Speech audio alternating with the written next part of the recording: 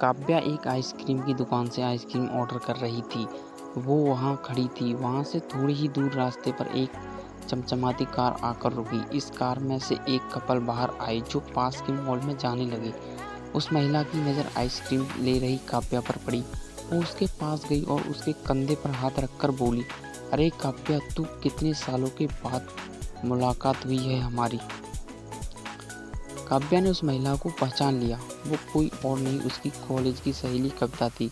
कविता को देखकर वो खुश हो गई और उसकी ठाट बाट वाली ज़िंदगी से उसे खुशी भी हुई और मन ही मन अपनी ज़िंदगी से तुलना करने से दुख थी। कविता से उससे उसके हालचाल पूछा और वो वहाँ क्या कर रही है वो भी। काव्या ने उसे बताया कि आज उसकी शादी की सालगिरह है, इसलिए वो और उसके पति इस आइसक्रीम पार्टी करने आए हैं।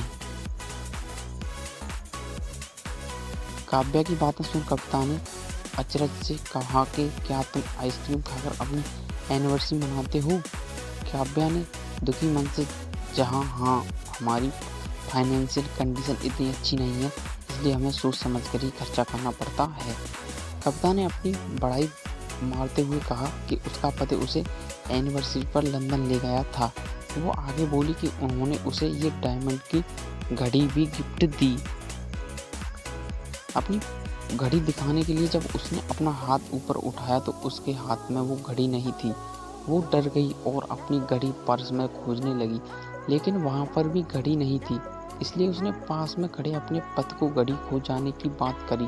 तब उसका पति उस पर गुस्सा करने लगा और उसके माँ बाप को भला बुरा कहने लगा। फिर गुस्से में उसका पति घड़ी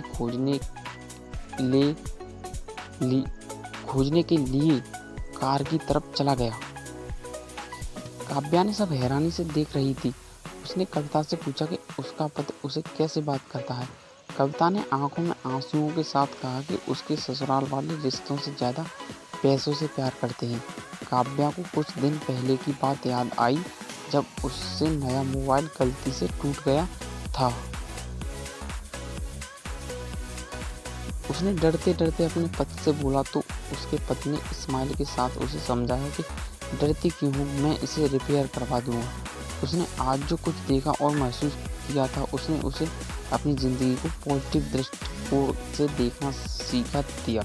दोस्तों, अगर आपको हमारी कहानी अच्छी लगी हो तो हमारे साथ ज़रूर जुड़ें एंड वीडियो को लाइक करें, कमेंट करके ज़रूर बताएं कि आपको हमारी कहानी कैसी लगी एंड अपने सभी दोस्तों रिश्तेदारों को हमारी कहानी शेयर करें। धन्यवाद। मिलते हैं अगली वीडियो में।